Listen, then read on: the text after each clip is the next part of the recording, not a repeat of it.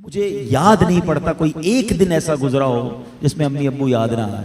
جس کے پاس ہیں پھر کیوں نہیں ان کی خدمت کرتے؟ یہ چلے جائیں گے تو پھر ملنے کے لیے قبرستان جانا پڑے گا, پھر قبر پر جا کر ان سے باتیں کرنی پڑیں گی, لیکن جواب نہیں آئے گا. تمہارے پاس ایک رحمت کا سائبان ہے. اب تو سائنس بھی یہ کہتی ہے 5-6 سال کا بچہ اور 60 سال کا بوڑھا یہ برابر ہوتا ہے.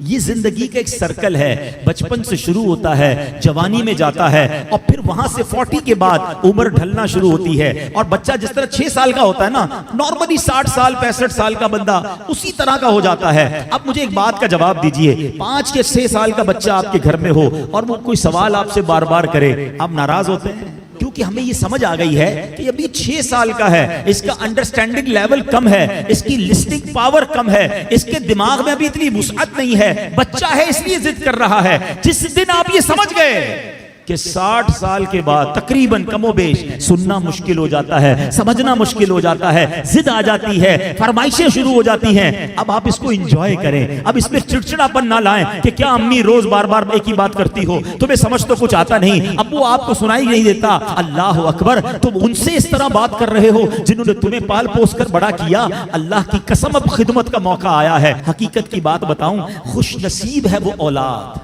جس کو ماں باپ بڑھاپے میں ملے. ارے کئی ایسے ہیں جو ماں باپ کو بڑھاپے سے پہلے ہی کھو بیٹھے ہیں, اور خوش نصیب ہے وہ اولاد جس کو ماں باپ نے خدمت کا موقع دیا. ہاں, کئی ماں باپ تو ایسے ہیں جو بچوں کی خدمت کرتے کرتے ہی خود دنیا سے چلے. اگر تمہیں آج خدمت کا موقع ملا ہے نا, یاد کرو میں بھی تو بستر گندا کرتا تھا, میں بھی تو راتیں ان کی تنگ کرتا تھا. اگر میرے ماں باپ بچپن میں یہ فیصلہ کر لیتے کہ میں اس بچے کو کیسے سنبھالوں تو میں تو بے لباس رہ جاتا. کپڑے انہوں نے پہنائے, اگر مجھے وہ چھوڑ دیتے تو میری تعلیم کا کیا ہوتا, میری پرورش کا کیا ہوتا. مجھے آج جو بھی ہوں میں دنیا میں, اپنا ذہن بنا لو میرے پیارے اسلامی بھائیوں, خدا کی قسم اگر آج تمہارے پاس شرافت ہے, عزت ہے, دولت ہے, دنیا میں جو کچھ ہے وہ سب کچھ ہمارے ماں باپ کی برکتوں سے ہے. ہم کچھ بھی نہ ہوتے اگر ماں باپ ہمارا ہاتھ نہ پکڑتے ہیں. اور آج بوڑھے ماں باپ بوجھ لگتے ہیں, آج ان کی بیماری بری لگتی ہے. آج ماں باپ کو بچہ کہہ رہا ہے میں رات کو دوائی نہیں دلاتا, صبح لے جاؤں گا. اسی بچے کو آدھی رات کو اس کا دوست فون کرے, یار میری موٹر سائیکل خراب ہو گئی ہے, پریشان ہو گیا ہوں. ارے تیرے لیے جان حاضر, ابھی آتا ہوں. دوست کے لیے ٹائم ہے تمہارے پاس, ماں باپ کے لیے ٹائم نہیں ہے. واللہ میں صحیح بتاؤں, ان بچوں کے پیسوں کا نصیب جاگا ہے کہ جن بچوں کے پیسے ماں باپ پر خرچ ہو جائیں. لوگ بچے یہ بھی کہہ رہے ہوتے ماں باپ کو کہ یہ میرے ہیں, میں آپ کو کیوں دوں, میں نے کمائے, تف ہے.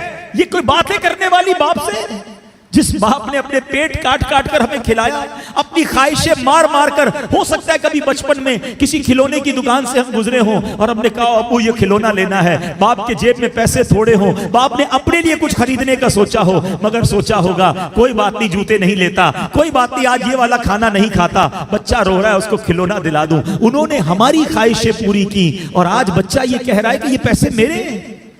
یقین کرو تمہارے پیسوں کا نصیب جاگا ہے اگر کسی طرح تمہارے ماں باپ پر تمہارے پیسے خرچ ہو جائیں. اس سے اچھا میرے پیسوں کا اس سے اچھا مصرف کیا ہے کہ یہ پیسہ ماں باپ کی خدمت میں خرچ ہو جائے. لیکن آج جو واقعات سننے کو مل رہے ہیں دل دہل جاتا ہے.